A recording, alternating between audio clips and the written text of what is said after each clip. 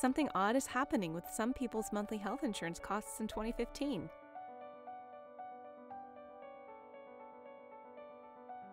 On average, the cost of a health insurance plan is expected to increase 8% or more. But in some cases, the monthly costs are going down, particularly for some of the benchmark plans. What's a benchmark plan?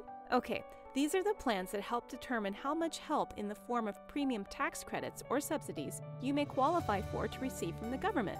It may sound like a decreasing price for a benchmark plan is a good thing, but it could actually cost you more money if you're already receiving a subsidy. In this video, we're using an example of a premium increase, along with a decreasing benchmark plan, to illustrate how these two factors could potentially impact your monthly health insurance costs in 2015. So let's assume Jane qualified for a subsidy to help her pay for a health insurance plan she bought in 2014. Jane's income qualifies her to pay for no more than $280 if she bought the benchmark plan, which is the second least expensive silver plan in her area. When Jane shopped for coverage at eHealth, the benchmark plan cost $300. That made Jane eligible for a $20 subsidy. Why, you ask? Because Jane's subsidy is worth the difference between her $280 limit and the actual cost of the benchmark plan, $300. Now, Jane can use her $20 monthly subsidy to buy any qualified health plan in her area. So let's assume that Jane used her $20 subsidy to help pay for a health plan that cost $250. That means her subsidy lowered her monthly cost for that plan to $230 a month. Jane spends the rest of the year happy with her plan and her $230 a month premium. Now, 2015 rolls around and Jane once again qualifies for a subsidy. At her income level, she'll once again pay no more than $280 if she buys the benchmark plan. However, Jane likes her plan and decides not to shop around to check prices again in 2015. Now look at this. Two things can impact what Jane pays for her health coverage this year.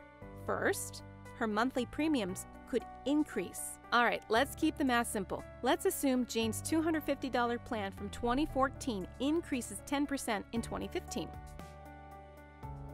A 10% increase would make Jane's monthly health insurance premium go up $25 to $275 a month. The second thing that could happen to Jane is that the cost of the benchmark plan in her area could go down. Let's assume the benchmark plan that cost $300 in 2014 decreases 5% in 2015 to $285. That would lower Jane's subsidy by $15. Why? Because Jane's cap is still $280, but the new benchmark plan is $285. Now the difference between her $280 cap and the $285 benchmark plan is only $5. That makes Jane's subsidy worth $5 in 2015.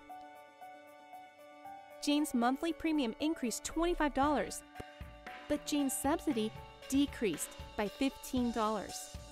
So as you can see, that would make Jane's monthly spending on health insurance increase by $40. The net effect of these changes would be that the amount Jane pays for her health insurance would increase by $40 in 2015.